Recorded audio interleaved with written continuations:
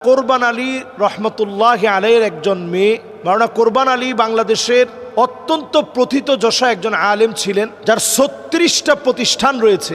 তো আদনান সাহেবের স্ত্রীর প্রত্যেকটা ভাই অনেক ভালো ভালো আলেম, মাদ্রাসার খিদমতে আছে। এমন একটা পরিবার থেকে বিলং করা একটা মেয়ে, যার আগে একটা ডিভোর্স ছিল, সংসার বিচ্ছেদ হওয়ার পরে তার সঙ্গে বিবাহ হয়।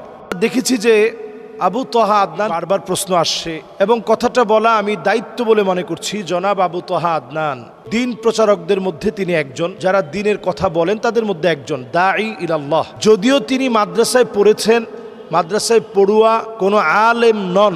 আলেম বলতে যা বোঝানো হয় বাংলাদেশে, এই সিস্টেমেটিক পদ্ধতিতে তিনি গড়ে ওঠা কোনো আলেম না। জেনারেল থেকে আসা, হঠাৎ করে ঘুম হয়ে যাওয়া এবং চমকপ্রদ আখিরুজ্জামান, শেষ জামানার গল্প, যা নবীজি সাল্লাল্লাহু আলাইহি সাল্লাম বলেছেন, যে কথাগুলো আমরাও আমাদের অসংখ্য আলোচনায় আখিরুজ্জামান নিয়ে কথা বলি, এই কথাগুলোকে তিনি অত্যন্ত সুন্দর উপস্থাপনায় জাতির সামনে পেশ করেছে। জাতি ওনার কথাগুলো গ্রহণ করে নিয়ে অনেক যুবকের পরিবর্তন হয়েছে। পারিবারিক কেমন একটা স্ট্র্যাটেজি এখন দেখা দিয়েছে। ওনার স্ত্রী ওনার স্টেটমেন্টে যে বিষয়গুলো তুলে ধরেছে ফেসবুক যোগাযোগ মাধ্যমে, আমি আজকে এই বিষয়টা নিয়ে প্রশ্নের মুখে এজন্য কথা বলতে চাই, কারণ ওনার স্ত্রী মাওলানা কোরবান আলী রহমতুল্লাহ আলাইহির একজন মেয়ে। মাওলানা কোরবান আলী বাংলাদেশের অত্যন্ত প্রথিত যশা একজন আলেম ছিলেন, যার ৩৬টা প্রতিষ্ঠান রয়েছে। এবং আমি কাপাসিয়াতে ওনাদের বাড়ির মাহফিলে ৫ বার আমি গিয়েছি।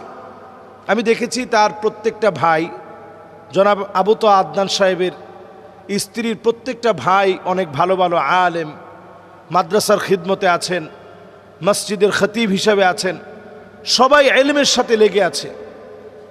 এমন একটা পরিবার থেকে বিলং করা একটা মেয়ে, যার আগে একটা ডিভোর্স ছিল, সংসার বিচ্ছেদ হওয়ার পরে তার সঙ্গে বিবাহ হয়।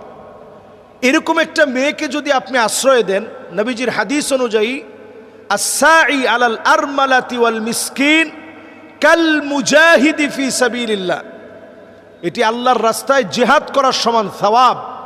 যে আপনি এমন একজন অসহায়কে জায়গা দিবেন যে বিধবা, যার আগে বিবাহ ছিল। তো এটা জেনে বুঝে আপনি একটা আলেম ফ্যামিলিতে বিয়ে করলেন। বিয়ে পরবর্তী সময়ে এক পক্ষ কথা শুনে, এক পাক্ষিক কথা শুনে বিচার বিশ্লেষণ অনেক সময় করা যায় না, সঠিক সিদ্ধান্ত দেওয়া যায় না। তারপরেও যেহেতু এই পরিবারটাকে আমি কাছ থেকে চিনি, তাদের সম্পর্কে কাছ থেকে আমি জানি, আবু তহা আদনানকে আমি যতটুকু দেখেছি মাহফিল অঙ্গনে অনেক সময় সে অনেক দেরি করে মাহফিলে পৌঁছায়। এবং আমি নিজে এটা সাক্ষী যে রাত 11টার সময় সে মাহফিলে গিয়েছে, 11টা 29 মাহফিলে গিয়েছে, যেখানে আমি নিজে বক্তা ছিলাম। এতে করে মাহফিল কর্তৃপক্ষের সাথে তার মন কালাকালি এবং কটুবাক্য লেনদেন, উচ্চবাচ্য হওয়া, এগুলো সব হয়েছে। আমরা এই অঙ্গনে আজকে 11টা বছর ধরে কথা বলি, কিন্তু আলহামদুলিল্লাহ কথা বলতে গিয়ে আমরা দেখেছি, আমরা তাদের কাছ থেকে কথা নিব। ফানজুরু আম্মান তাখুযুনা দীনাকুম, আমি যুবকদেরকে লক্ষ্য করে বলি, তাদের কাছ থেকে কথা নেবেন, চুলের গোড়া থেকে শুরু করে পায়ের তালু পর্যন্ত পরিবর্তন আছে, তাদের কাছ থেকে কথা নেবেন। আমরা অনেক সময় যেটা করি, বাহ্যিক মানুষের পরিবর্তন দেখে অনেক সময় তার কথাগুলোকে আমরা অমূল্য মনে করি।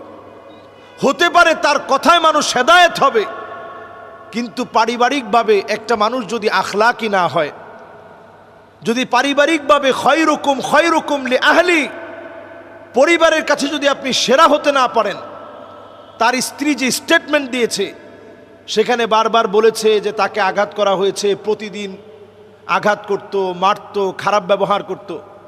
তার স্ত্রীর ক্ষেত্রে আমি এতটুকুন বলবো যে তিনি এসে যেভাবে লাইভে কথা বলেছেন, প্রথমে যেভাবে লাইভে এসে বলেছেন, হয় তাকে আমার কাছে ফিরিয়ে দেন, না হলে আমাকে তার কাছে নিয়ে যান। এই বিষয়টি বাংলাদেশের জন্য একটা আশ্চর্যজনক বিষয় ছিল। এমন কথা স্বাভাবিকভাবে কোনো আলেমের স্ত্রী এতটা সাহস নিয়ে বলতে পারে নাই। তো আমি নিজের চোখে দেখেছি আবু তহা আদনান সাহেব এই স্ত্রীর প্রশংসা অনেক মাহফিলে করছেন, যেটা খোলামেলা এরকম প্রশংসা সচরাচর আলেমরা করতে এটা গায়রত মনে করে, আত্মমর্যাদায় লাগে, এরকম মনে করে নিজের স্ত্রীর কথা, ঘরের কথা তেমন আলোচনায় আনে না। কিন্তু আবু তো আদনান সাহেব তিনি বলছেন, আল্লাহ আমার স্ত্রীকে হায়াত দারাজ করুক, সে যে এভাবে বলছে যে সে আমার মতো একেবারে সাধারণ, আমি যেভাবে সাধারণ আমার স্বামীও সাধারণ, এই শক্ত কথাগুলোর কারণে বাংলাদেশের ভিতরে ফেস দ্য পিপলকে ঘিরে এই লাইভের পরে একটা আলোড়ন সৃষ্টি হয়েছিল এবং তাকে গুম করার পরেও ছেড়ে দিতে বাধ্য হয়েছে। তো এখানে কিন্তু এই নারীর অনেক অবদান ছিল। 5টা বছর যে নারী সহ্য করে ডিভোর্সের পরে স্বাভাবিক যে নারীরা বাংলাদেশে ঘর সংসার আবার নতুন করে সাজায়, তারা চেষ্টা করে যে সবর করতে হবে, তারপরেও যেন এই সংসারটা ভেঙে না যায়। সব সবর করার পরেও মুফতি আব্দুল মালেক হাফিজাহুল্লাহ তিনি পর্যন্ত বলছেন যে ঠিক আছে, তোমরা অন্তত কাদা ছোড়াছুড়িটা বন্ধ রাখো। তো আমরা এখন যেটা দেখছি ফেসবুকে প্রতিনিয়ত, হয়তো কখনো নারীকে গালিগালাজ করা হচ্ছে, কখনো আবু তহা আদনানের বিভিন্ন বিষয় নিয়ে কথা বলা হচ্ছে। পরিষ্কার এক্ষেত্রে একটা কথা বলবো, জেনারেল শিক্ষিত কোনো ব্যক্তির কোনো কর্মকাণ্ডের কারণে পুরো আলেম সমাজকে আপনারা প্রশ্নবিদ্ধ করবেন না, অথবা একজন আবু তহা আদনানের জন্য পুরো আলেম সমাজকে আপনারা প্রশ্নবিদ্ধ করবেন না। একটা ব্যক্তির ত্রুটি থাকতে পারে, দোষ থাকতে পারে। আমি বলবো যে খুবই গুরুত্বপূর্ণভাবে ইনভেস্টিগেশন হচ্ছে, কারণ এটা আলেমদের বিষয়। এটা অল্প হলেও খুঁচিয়ে খুঁচিয়ে